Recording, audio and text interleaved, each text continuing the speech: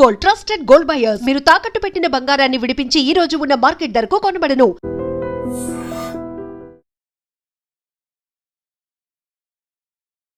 Hi hello నమస్తే, welcome to I dream media. నేను మీ శ్రావ్య. మనతో పాటు ఇప్పుడు ఉన్నారు సర్టిఫైడ్ ఫైనాన్షియల్ ప్లానర్ రామచంద్రమూర్తి గారు. నమస్తే సార్. నమస్తే అండి. ఎలా ఉన్నారు? ఫైన్ అండి. సో మార్కెట్స్ ఇప్పుడు చూసుకుంటూ ఉంటే మనకి అప్ అండ్ డౌన్ గా నడుస్తూ ఉంది, కానీ కొన్ని స్టాక్స్ మాత్రం బెస్ట్ పర్ఫార్మింగ్ స్టాక్స్ గా ఉన్నాయి. వాటిల్లో ఏవి బెస్ట్ పర్ఫార్మింగ్ గా ఉన్నాయో ఒకసారి చెప్తారా? డెఫినెట్గా అండి. ఇది యాజ్ పర్ డేటా చూస్తే ఈ 2024-2025లో 100% రిజల్ట్స్ అంటే పెర్ఫార్మెన్స్ వైజ్గా బాగా వచ్చిన స్టాక్స్ చూసుకుంటే టాప్ 5లో చూసుకుంటే ఈ కింద స్టాక్స్ ఉన్నాయి. ఫస్ట్ బిఎస్సి బాగా వచ్చింది. ఇప్పుడు ప్రెజెంట్ రేట్ వచ్చి 2300. అలాగే నెక్స్ట్ గ్యాబ్రియల్ ఇండియా, ఇది ప్రెజెంట్ రేట్ 1190 అలా ఉంది. ఆ తర్వాత ఎక్విటాస్ కెమికల్స్, ఇది 1400 అలా ఉంది. తర్వాత కార్ ట్రేడ్, ఇది 2300 అలా ఉంది. తర్వాత తీసుకుంటే మనకి జీనా సీకో, ఇది 720 రూపీస్. తర్వాత అపోలో మైక్రో సిస్టమ్, ఇది 235. ఇవి ఏంటంటే ఆల్రెడీ బాగా పెర్ఫామ్ అవుతున్నాయి. వీటిల్లో ఇప్పుడు మనం ఇంకా డీటెయిల్డ్గా ఫండమెంటల్ అనాలిసిస్ చూద్దాం. ఈ పిఈ రేషియో చూసుకుంటే బిఎస్సిది ఇప్పుడు 60 ఉంది. అలాగే గ్యాబ్రియల్ది వచ్చి 79 ఉంది. ఎక్విటాస్ వచ్చి 61 ఉంది పిఈ రేషియో. కార్ట్రేడ్ వచ్చి 71 ఉంది.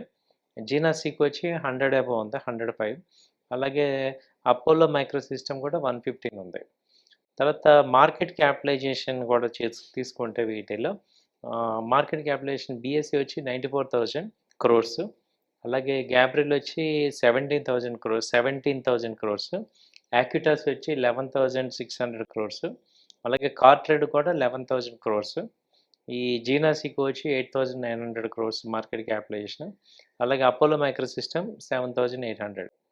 ఇంకా మనం చూసుకుంటే మేజర్గా సేల్స్ ప్రాఫిట్స్ చూసుకుంటే ఈ ప్రాఫిట్స్ కూడా మంచి రిటర్న్ ఆన్ క్యాపిటల్ ఎంప్లాయిడ్ చూసుకుంటే బిఎస్సి వచ్చి 46% రిటర్న్ ఇచ్చింది.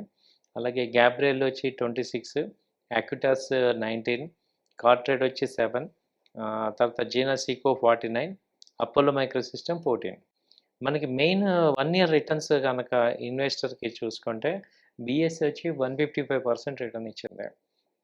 గ్యాబ్రియల్ వచ్చి మనకి 1 year రిటర్న్ వచ్చి 121%. యాక్విటాస్ వచ్చి 120% రిటర్న్ వచ్చింది. కార్ట్రేడ్ అయితే 160% రిటర్న్ వచ్చింది. అలాగే జీనాసీకి వచ్చి 160, అపోలో మైక్రో సిస్టమ్ కూడా 120%. సో ఇప్పుడు వీటిల్లో మనకు అబ్జర్వ్ అవుతుందంటే ఇవైతే గ్రో అవుతున్నాయి. సో లాస్ట్ ఇయర్ బాగా రిటర్న్స్ ఇచ్చాయి.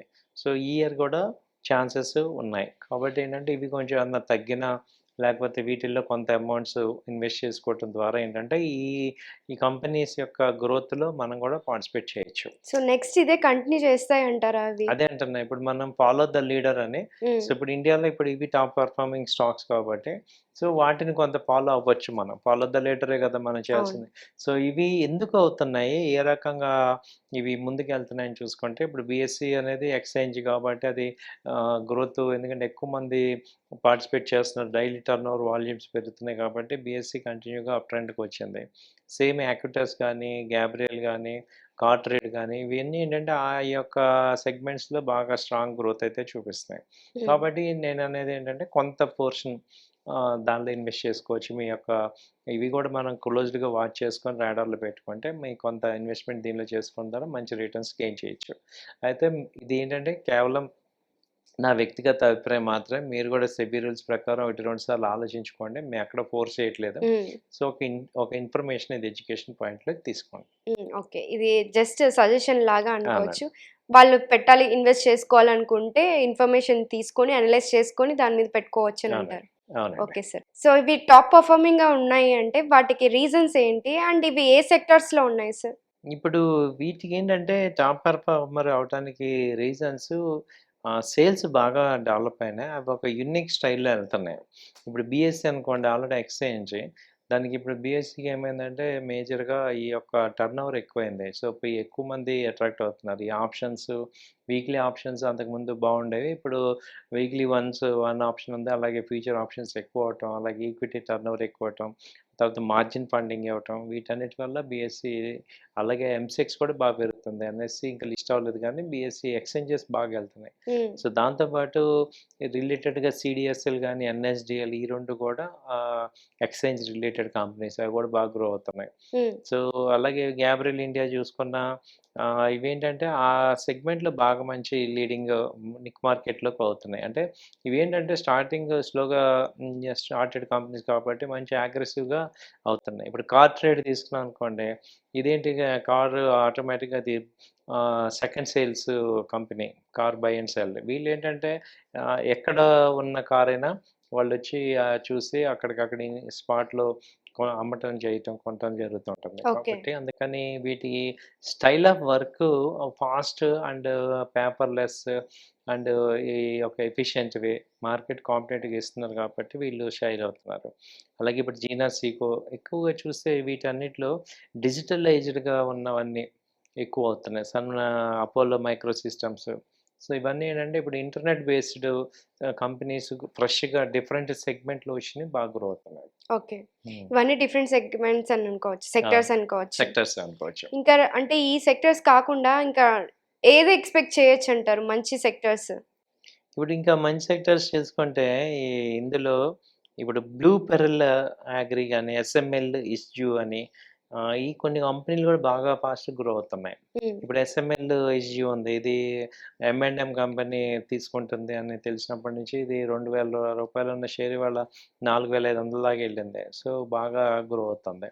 సో ఇలా మనకేంటంటే టాప్ కొన్ని కంపెనీస్కి ఏమవుతున్నాయంటే వాటి యొక్క ఈ న్యూస్ బేస్డ్ అవ్వచ్చు, లేకపోతే పాజిటివ్ న్యూస్ అవ్వటం వల్ల జరుగుతుందన్నమాట. సో ఇప్పుడు అంటే మనం అబ్జర్వ్ చేస్తే మిడ్ క్యాప్లో మనం అబ్జర్వ్ చేస్తూ ఉంటే కొంచెం ఫోకస్ చేసి రీసెర్చ్ చేస్తే మంచి గ్రోయింగ్ కంపెనీస్ కూడా కనపడుతుంటాయి.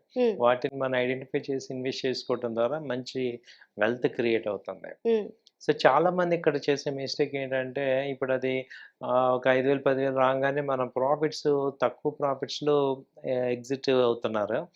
ప్రాఫిట్ బుకింగ్ చేసుకుంటాం, లాస్లు ఏమో ఎక్కువ అన్లిమిటెడ్ లాస్లో హోల్డ్ చేస్తున్నాం.